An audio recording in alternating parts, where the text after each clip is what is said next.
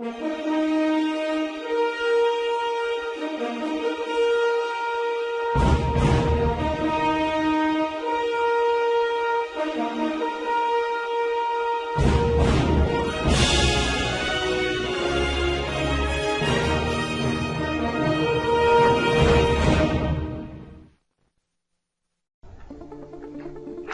es un video tutorial de la célula animal. Edgar Marcelino Navarrete Bautista. Yulisa Lisbeth Ramírez Chávez. Empecemos. La célula. En los seres vivos existen dos tipos de organismos celulares, claramente diferenciados: procariota y eucariota. Los procariotas tienen una organización típica de las células más sencillas y primitivas. Su principal característica es que no poseen membrana celular, asimismo carecen de la mayoría de los orgánulos celulares, solo poseen ribosomas. Son organismos unicelulares tales como las bacterias, las cianobacterias y los micoplasmas. La célula eucariota. Estas células son más grandes y más complejas que las procariotas. Su material genético está dentro de un núcleo rodeado de una envoltura. También posee diversos orgánulos limitados por membranas que dividen el citoplasma en compartimientos. Es propia de los organismos pluricelulares y de algunos unicelulares.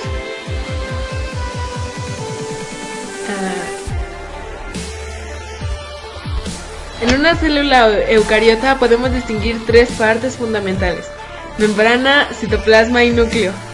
La membrana plasmática es una capa que rodea la célula y la separa del medio. Algunas células poseen por encima de la membrana una cubierta de hidratos de carbono llamada glicocáliz, y las células vegetales tienen una gruesa pared de celulosa que cubre a la membrana plasmática llamada pared celular. El citoplasma es la parte de la célula que está comprendida entre la membrana plasmática y la membrana nuclear. Está formada por un medio acuoso, el citosol, el cual se encuentra inmerso en los orgánulos. El citoesqueleto. Los orgánulos citoplasmáticos son los siguientes: ribosomas, retículo endoplasmático, complejo de Golgi, vacuolas, lisosomas, peroxisomas, mitocondrias, cloroplastos y centriolos. El núcleo suele ocupar una posición central, aunque muchas veces lo tiene desplazado hacia un lado. El núcleo contiene la mayor parte de DNA celular, o sea, la información genética. La membrana plasmática es una envoltura que rodea a la célula y la separa de su entorno. Su aparición fue un paso crucial en el origen de las primeras formas de vida. Todas las membranas biológicas, ya sea la membrana plasmática o las membranas internas de las células eucariotas, tienen una estructura general común. Estas están formados por una bicapa lipídica en la que se incluyen proteínas y glúcidos. La fluidez es una de las características más importantes de la membrana. Depende de factores como la temperatura. La fluidez aumenta al aumentar la temperatura. La naturaleza de los lípidos. La presencia de lípidos insaturados y de cadenas cortas favorece el aumento de fluidez. La presencia de colesterol endurece las membranas, reduciendo su fluidez y permeabilidad. Otra propiedad de las bicapas lipídicas es que, debido a su interior hidrofóbico, son muy impermeables a los iones y a la mayor parte de las moléculas polares. Las moléculas que atraviesan las bicapas son moléculas no polares, que se disuelven fácilmente en la bicapa; moléculas polares de tamaño muy reducido, como por ejemplo el agua. Las proteínas de la membrana se pueden asociar a la bicapa lipídica de las siguientes formas. Muchas proteínas de membrana atraviesan la bicapa de un extremo a otro, denominándose por ello proteínas transmembrana.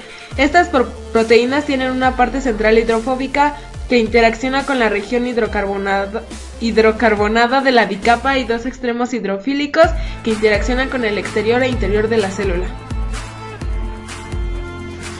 Función de la membrana. Las principales funciones son separar a las células de su entorno y controlar el intercambio de sustancias entre la célula y el medio, y el reconocimiento de ciertas sustancias.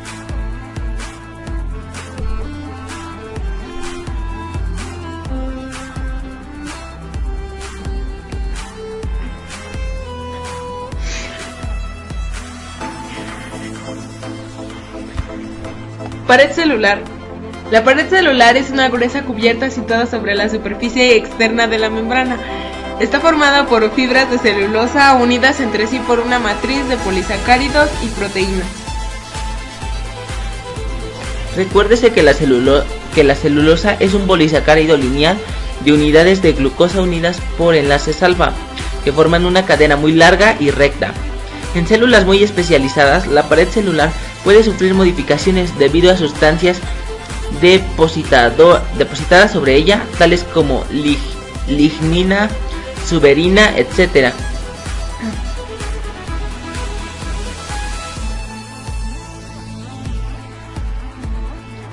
Ribosomas.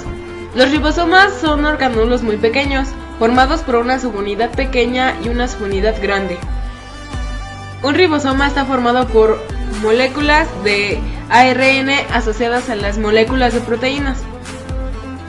Localización. Los ribosomas pueden encontrarse libres en el citoplasma o unidos a la cara externa de la membrana del retículo endoplasmático. Su función. Los ribosomas unidos al retículo endoplasmático sintetizan las proteínas del retículo endoplasmático, del aparato de Golgi, los lisosomas, membrana plasmática y las destinadas a ser secretadas por la célula. Retículo endoplasmático. El retículo endoplasmático está formado por una serie de sáculos o tubos aplastados que recorren el citoplasma. La membrana del retículo endoplasmático puede tener ribosomas adheridos a la parte externa o no tenerlos, lo que permite distinguir dos tipos de retículo endoplasmático: el retículo endoplasmático rugoso y el retículo endoplasmático liso. El retículo endoplasmático rugoso, que posee ribosomas adheridos a su membrana, y el retículo endoplasmático liso, que no los posee. El retículo endoplasmático rugoso está recubierto exteriormente por ribosomas dedicados a la síntesis de proteínas.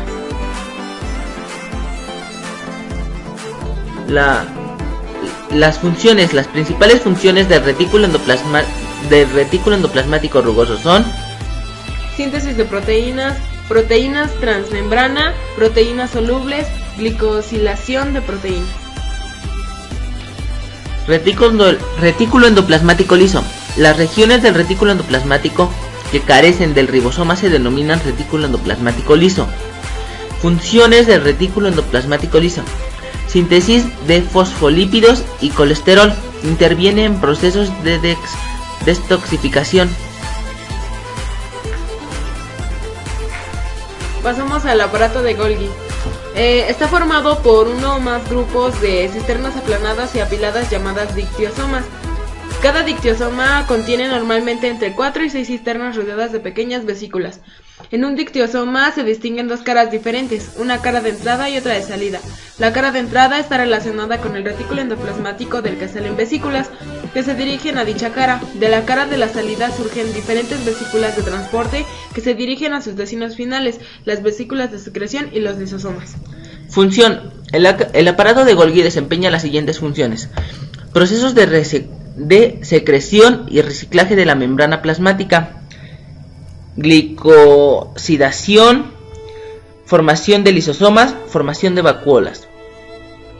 Lisosomas son vesículas rodeadas de membrana que contiene enzimas hidrolíticas. Contienen muchas enzimas diferentes, entre ellas están proteasas, lipasas, amilasas, etc. Los lisosomas se forman a partir de vesículas que se desprenden del aparato de Golgi. Función. La función de los lisosomas es intervenir en la digestión intracelular de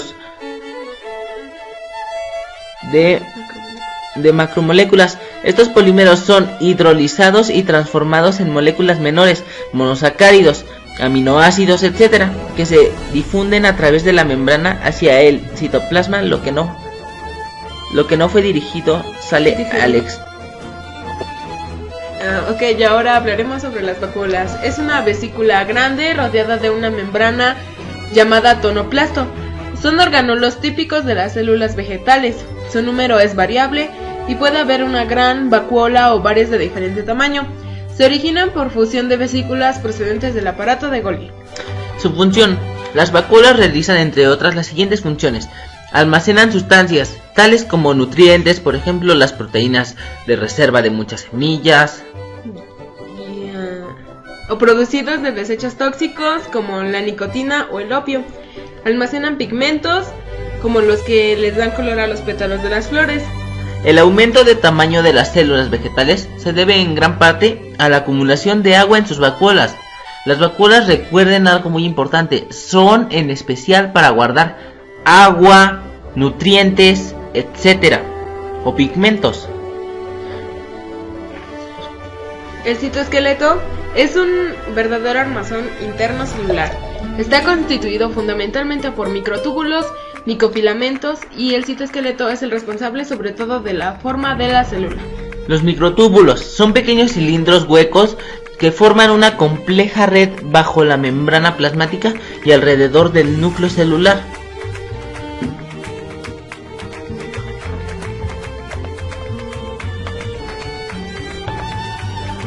Función del citoesqueleto. La capacidad de estas estructuras para formarse y destruirse con gran rapidez es la responsable de fenómenos tales como la variación de la forma celular y de los movimientos celulares, tanto intra como extraplasmáticos. Los movimientos intracelulares pueden constituir un soporte sobre el que los orgánulos van a poder desplazarse por el interior del citoplasma. Los movimientos extracelulares son prolongaciones citoplasmáticas que aseguran los movimientos de la célula. Ambos tienen la misma estructura, pero los cilios son cortos y numerosos, mientras que los flagelos son largos y poco numerosos. Aquí un tip: los movimientos extracelulares son cilios y flagelos. Los movimientos intracelulares son mitocondrias, plastos, vesículas, cromosomas, etc.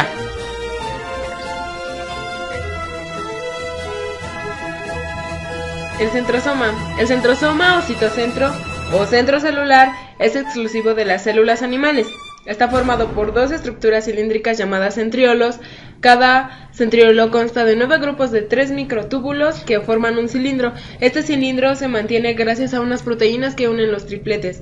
Alrededor se encuentra un material pericentriolar que es el centro organizador de los microtúbulos. Estos toman una disposición radial que recibe el nombre de áster.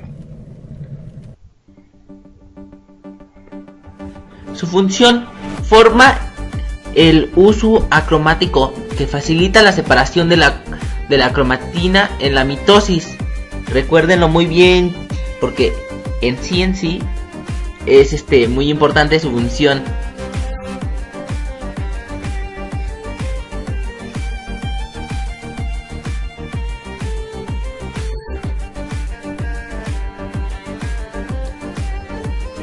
Las mitocondrias son orgánulos muy pequeños, difíciles de observar al microscopio óptico, al que aparecen como palitos o bastoncitos alargados. Aquí en esto, al momento de verlos al microscopio podrán confundirlos con bacterias. Entonces, pues lo está diciendo, son palitos o bastoncitos. Algunas bacterias tienen esa forma, entonces ahí hay que tener cuidado. El número de mitocondrias en una célula puede llegar a ser muy elevado. Pueden llegar a ser hasta 2000, muchas. Demasiadas. Función de la mitocondria. En el interior de la mitocondria, tiene lugar los procesos de respiración celular.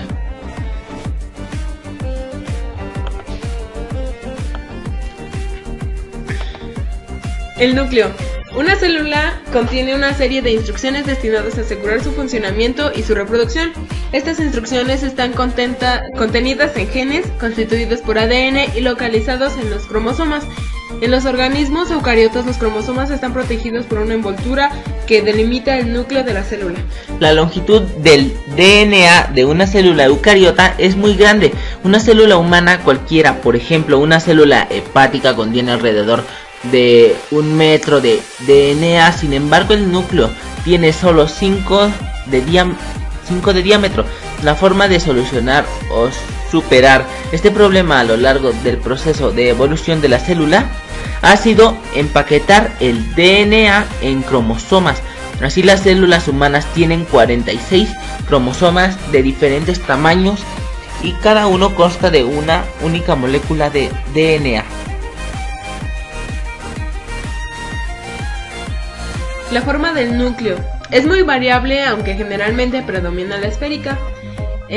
Su tamaño es variable, aunque existe una relación entre el tamaño del núcleo y el tamaño de la célula. La posición del núcleo normalmente suele ser central, aunque en las células vegetales suele estar desplazada, debido al tamaño de las vacuolas. Pero por ahora nos enfocaremos a lo que es la célula animal. Bueno, una aclaración. Generalmente suele ser un núcleo, aunque hay células que tienen varios núcleos. El nucleoplasma es un gel formado fundamentalmente por proteínas, la mayoría enzimas implicadas en la duplicación del DNA, la transcripción, etc. En el jugo nuclear se encuentra inmersa la cromatina.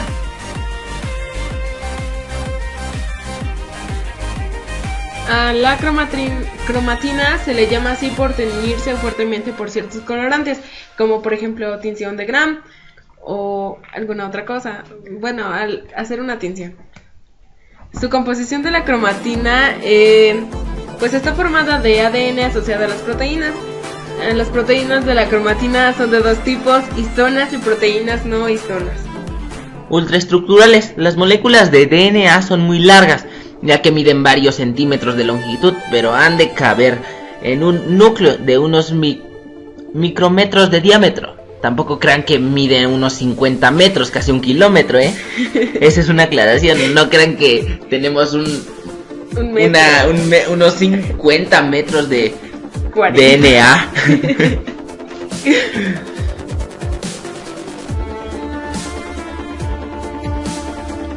Se distinguen dos tipos de cromatinas. La eucromatina, cuya mayor parte está en forma de solenoides, y otra parte en forma de collar de perlas. Las heterocromatinas o cromatinas alternantes condensadas, que recuerdan la cromatina de las células en fase de cromosomas.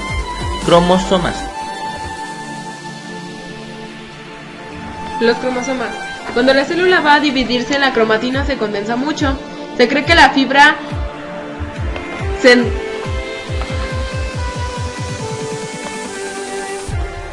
cromosomas. Cuando la célula va a dividirse, la cromatina se condensa mucho. Se cree que la fibra se enrolla a un nuevo nivel de compactación de 300 nm de diámetro. El último nivel de compactación representa el cromosoma, en el que el ADN ha sido condensado unas 10.000 veces. En un cromosoma pueden distinguirse las siguientes partes: centrómero, cinetocoro, telómero, satélite. Tipos de cromosomas. Según la composición del centrómero, se distinguen los siguientes tipos de cromosomas: metacéntricos, submetacéntricos y telocéntricos. Metacéntricos, cuando el centrómero está más o menos centrado, con lo que los brazos del cromosoma son aproximadamente iguales. Submetacéntricos, si la posición del centrómero hace que los brazos sean desiguales. Telocentrómero, en los que el centrómero está tan cerca de uno de los telómeros que prácticamente solo existe un brazo. Nucleolo. En nucleolo se concentran los genes ribosomales, es decir, aquellos que codifican el ARN ribosomal. El ADN correspondiente a estos genes contiene una región denominada organizador celular, que permite la reunión de todos los genes ribosomales, aunque estén dispersos en varios cromosomas. En el nucleolo se encuentran, además del ADN en forma de cromatina que codifican al ARN ribosomal, las proteínas ribosomales que se unen con ARN ribosomal, dando lugar a las partículas precursoras de los ribosomas que salen al citoplasma por los poros del núcleo y tras su maduración se transforman en ribosomas.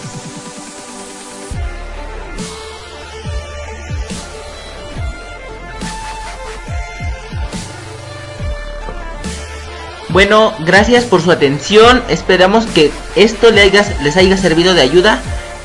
Un tutorial de Edgar Marcelino Navarrete Bautista y Yulisa Lisbeth Ramírez Chávez, esperando que de menos les ayude en alguna tarea o para un examen o algo. Gracias.